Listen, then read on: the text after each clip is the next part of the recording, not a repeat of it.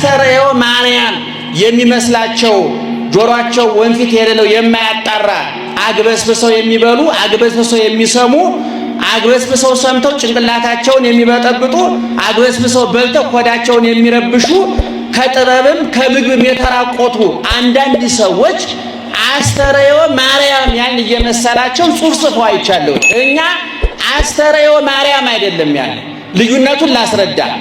አስተርእዮ ማርያም ማለት የማርያም መገለጥ ማለት ነው። እየሰማችሁ ነው? አስተርእዮ ማርያም ማለት የማርያም መገለጥ ማለት ነው። ይሄ ትክክለኛ ምንባብ እኛ ያልነው አስተርእዮ ማርያም ሳይሆን የአስተርእዮ ማርያም ነው ያልነው። እየሰማችሁ ነው? እመቤታችን ዛሬ ነው ያረፈችው ብያችኋለሁኝ። ይሄ 21 በምን ወር ነው የዋለው? ዛሬ ወሩ ምንድነው? አቤት ጥር ነው።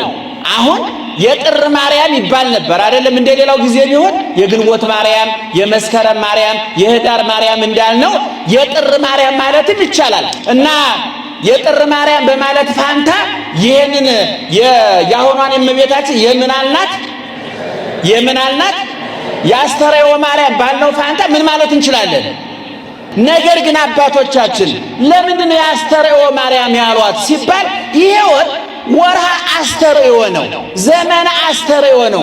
አስተርእዮ ማለት አስተራየ ታየ፣ ተገለጠ፣ ተዳሰሰ፣ ተጨበጠ፣ የማይታየው ታየ፣ ግዙፉ ረቀቀ፣ ሕያው ሟች ሆነ፣ ዘላለማዊ ጊዜያዊ ሆነ፣ በመካከላችን ተገኘ።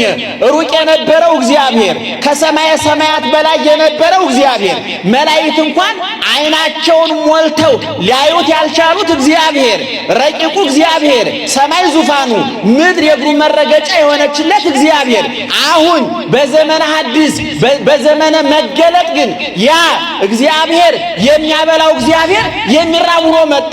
የሚያጠጣው እግዚአብሔር የሚጠማ ሆኖ መጣ። ሁለቱ መገለጥ ግን ዋናዋ መነሻ ማናት አለ ሊቁ። የእመቤታችን ማህፀን አነጻጾ ተናገረ ሊቁ። ስለዚህ እመቤታችን የአስተርእዮ ማርያም ትባላለች። ሌላው ይሄ ወቅት ደግሞ ከታኅሳስ 29 ጀምሮ ይሄ ሙሉውን ጥር እስከ ዐቢይ ጾም መግቢያ ጾሙን እስከምንይዝበት ያለው ዘመን ደግሞ ወር ምን ይባላል? ዘመነ አስተርእዮ ይባላል። አንደኛ የተወለደበት፣ ሁለተኛ የተጠመቀበት፣ ሶስተኛ ቃና ዘገሊላ ሰርግ ቤት ተገኝቶ ውሃውን ወደ ወይን ያሳየበት፣ አንድ ትሕትናውን፣ ሁለት የእናቱን ፍቅር፣ ሶስት የሰርግን የጋብቻን ክቡርነት ያሳየበት ወቅት ስለሆነ ዘመነ አስተርእዮ ይባላል። ስለዚህ ይህ ወቅት የማርያም መገለጥ ሳይሆን የመገለጧ ማርያም ነው የምንለው ማለት ነው።